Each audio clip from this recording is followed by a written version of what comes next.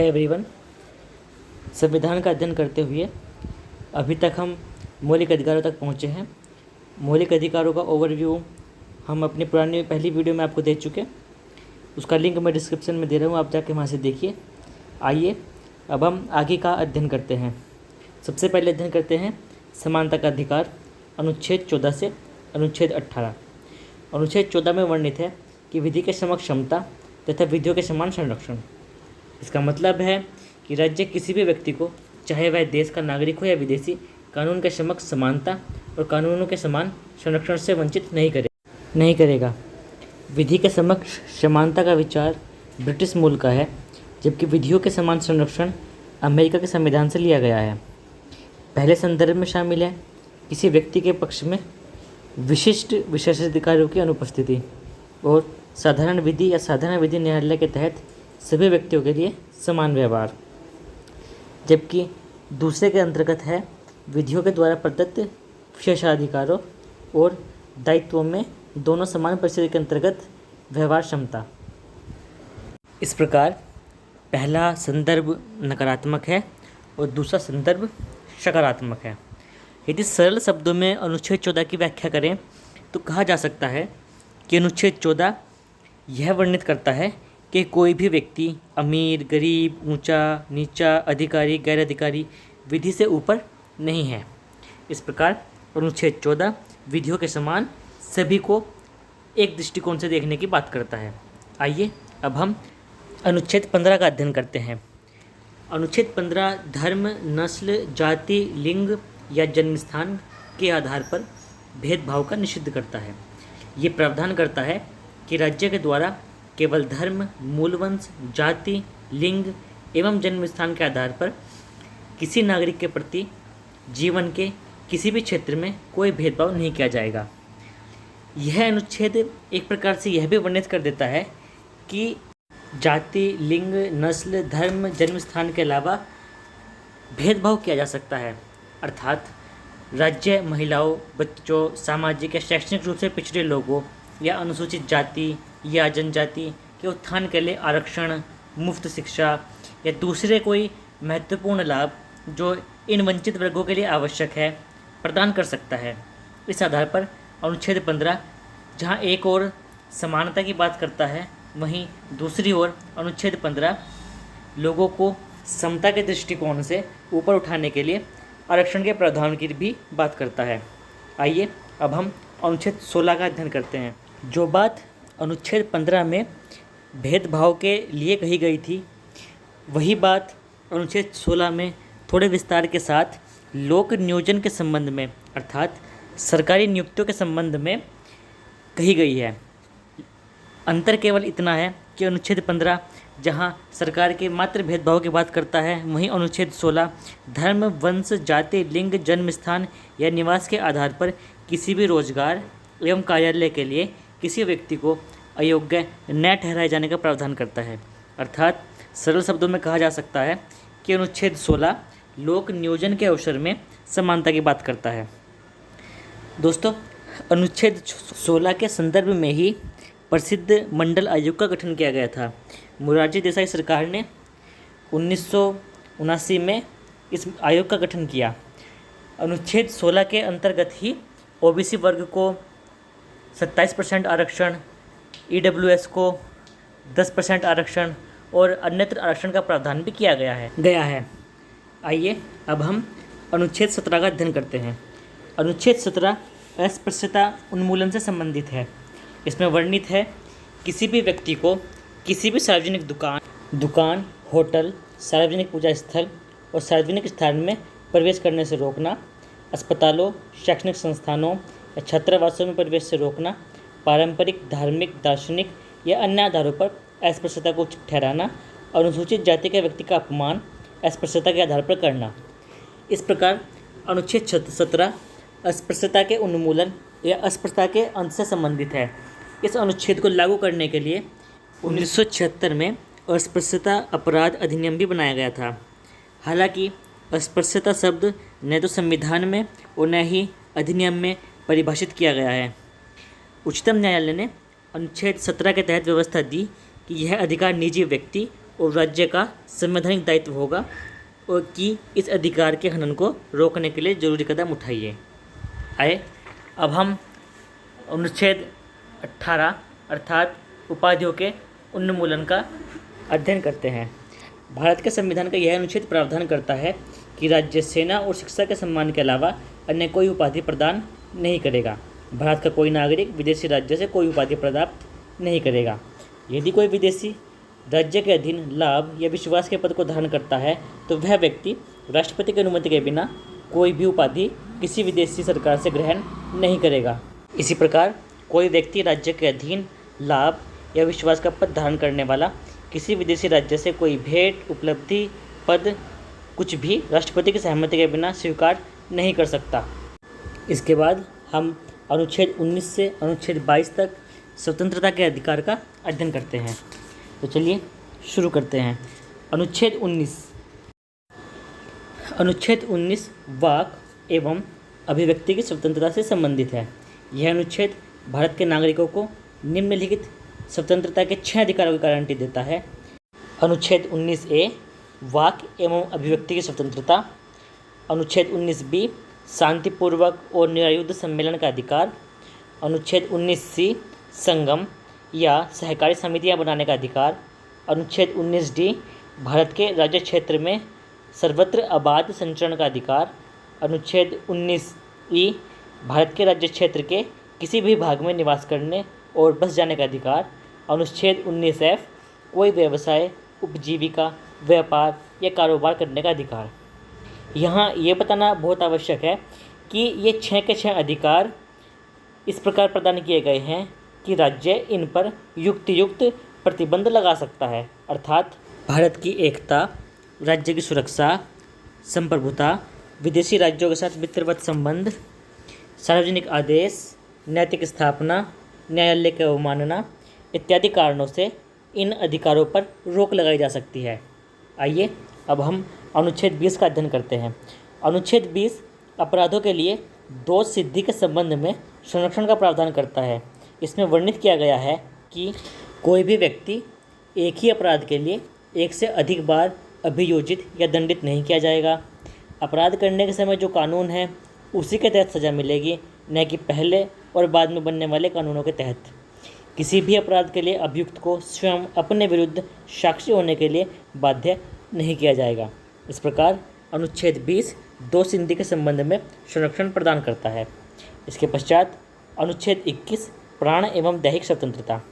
अनुच्छेद 21 में वर्णित किया गया है कि किसी भी व्यक्ति को राज्य विधि द्वारा स्थापित प्रक्रिया के आधार पर ही उसके प्राण एवं दैहिक स्वतंत्रता से वंचित कर सकता है।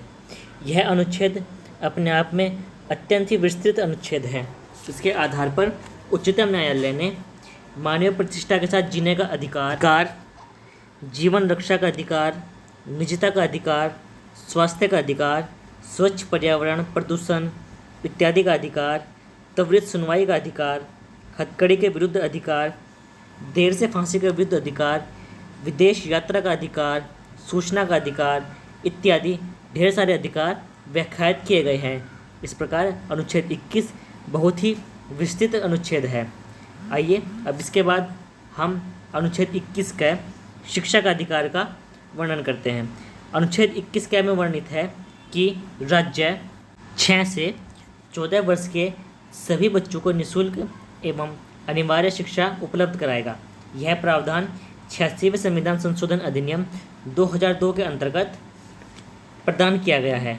संविधान लागू होने के समय यह अनुच्छेद नहीं था। इसके पश्चात अब हम अनुच्छेद 22 गिरफ्तारी एवं निरोध हिरासत से संरक्षण। अनुच्छेद 22 में वर्णित है कि गिरफ्तारी का आधार जानने का अधिकार, इसके अतिरिक्त विधि व्यवसाय से परामर्श और प्रतिरक्षा का अधिकार, 24 घंटे के अंदर मजिस्ट्रेट के सम्मुख पेश होने का अधिकार। सरल शब्दों में कहें तो किसी भी व्यक्ति को हिरासत में लेने से पूर्व उसे हिरासत में लिए जाने का कारण बताना अनिवार्य है। इसके साथ ही वह व्यक्ति अपने पसंद के वकील से परामर्श भी कर सकता है और हिरासत के पश्चात उसे 24 घंटे के अंदर किसी न किसी मजिस्ट्रेट के सामने ले जाया जाना आवश्यक होगा। अगला मौलिक अधिकार है शोषण के विरुद्ध अधिकार। इसके अंतर्गत अनुच्छेद 23 व अनुच्छेद 24 आते हैं। सबसे पहले अनुच्छेद 23। अनुच्छेद 23 मानव के दुर्व्यापार और बलात् श्रम का प्रतिषेध करता है। इसके अंतर्गत मानव तस्करी, बलात् श्रम, वेश्यावृत्ति, बंधुआ मजदूरी, दास प्रथा इत्यादि को भारत में प्रतिबंधित किया गया है। यहाँ ये बता देना भी आवश्यक है कि यदि देश को आवश्यकता पड़े अर्थात सार्वजनिक उद्देश्य के लिए कुछ सेवाएं राज्य अनिवार्य रूप से आरोपित कर सकता है, जैसे युद्ध की स्थिति में या किसी विशिष्ट प्रकार की स्थितियों में राज्य सैन्य सेवा, सामाजिक सेवा आरोपित कर सकता है। जब ऐसी परिस्थिति होगी तो राज्य इस कार्य के लिए धन देने के लिए बाध्य नहीं है, अर्थात अनुच्छेद 23 का अपवाद भी मौजूद है। आइए अब हम वर्णन करते हैं अनुच्छेद 24 का। अनुच्छेद 24 बालकों के नियोजन का प्रतिषेध करता है। अनुच्छेद 24 में वर्णित है कि 14 वर्ष से कम आयु के बच्चों को किसी भी खान, कारखाने या जोखिम भरे कार्य जिनमें परिसंकटमय परिस्थितियां मौजूद हों, इन कार्यों में रेलवे भी शामिल है, ऐसे किसी भी कार्य में बच्चों को नियोजित नहीं किया जा सकता जिनकी आयु 14 वर्ष से कम है। यहाँ ये बताना आवश्यक है कि जिन कार्यों में संकटमय परिस्थितियाँ मौजूद नहीं हैं वहाँ बच्चों का नियोजन किया जा सकता है। इसके संबंध में बाल श्रम प्रतिषेध एवं नियमन अधिनियम 1986 पारित किया गया है। इस कानून को बाल श्रम संशोधन 2016 संशोधन अधिनियम द्वारा संशोधित किया गया है। इसके बाद धार्मिक स्वतंत्रता का अधिकार अनुच्छेद 25 से अनुच्छेद 28 तक। अनुच्छेद 25 में वर्णित है कि अंतःकरण की और धर्म को अबाध रूप से मानने की स्वतंत्रता। इसके अंतर्गत किसी व्यक्ति को अपने धर्म को मानने का अधिकार तो होगा ही, साथ ही उसका आचरण और उस धर्म का प्रचार करने का अधिकार भी होगा। लेकिन अनुच्छेद 25 भी युक्तियुक्त प्रतिबंधों के अधीन है, अर्थात लोक व्यवस्था, कानून व्यवस्था, नैतिकता इत्यादि के दृष्टिकोण से अनुच्छेद 25 पर भी युक्तियुक्त प्रतिबंध लगाया जा सकता है। अनुच्छेद 26 में धार्मिक कार्यों के प्रबंधन की स्वतंत्रता है, अर्थात धार्मिक कार्यों के धर्मार्थ संस्थान और धर्म से संबंधित मामलों को प्रबंधित करने का अधिकार है। इसमें चल और अचल संपत्ति का स्वामित्व, अधिग्रहण और कानून द्वारा उन संपत्तियों पर प्रशासन करने की स्वतंत्रता प्रदान की गई है। अनुच्छेद 26 धार्मिक संप्रदायों के संबंध में है, वहीं अनुच्छेद 25 व्यक्तिगत संबंध में है। अनुच्छेद 25 व्यक्तिगत स्वतंत्रता की गारंटी देता है। आइए अब हम अनुच्छेद 27 का अध्ययन करते हैं। इस अनुच्छेद में कहा गया है कि किसी भी व्यक्ति को किसी विशेष धर्म या धार्मिक संप्रदाय के प्रचार या रखरखाव के लिए किसी भी प्रकार के करों का भुगतान करने के लिए बाध्य नहीं किया जाएगा, अर्थात अनुच्छेद 27 धर्म की अभिवृद्धि के लिए करों के संदाय से स्वतंत्रता प्रदान करता है। अनुच्छेद 27 के बाद अनुच्छेद 28।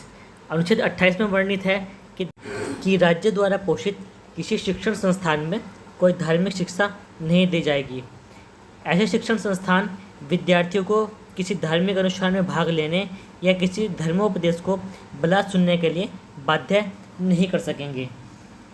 इस अनुच्छेद के अंतर्गत राज्य निधि से पोषित शिक्षण संस्थानों की बात की गई है।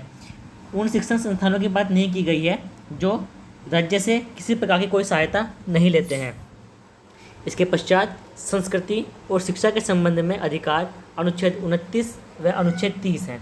अनुच्छेद 29 में वर्णित है कि कोई अल्पसंख्यक वर्ग अपनी भाषा, लिपि और संस्कृति को सुरक्षित रख सकता है और केवल भाषा, जाति, धर्म और संस्कृति के आधार पर उसे किसी भी शैक्षिक संस्थान में प्रवेश करने से नहीं रोका जाएगा। इस प्रकार अनुच्छेद 29 अल्पसंख्यकों के हितों का संरक्षण करता है। अनुच्छेद 29 के बाद अनुच्छेद 30। अनुच्छेद 30 शिक्षण संस्थानों की स्थापना और प्रशासन का अधिकार अल्पसंख्यक वर्गों को प्रदान करता है।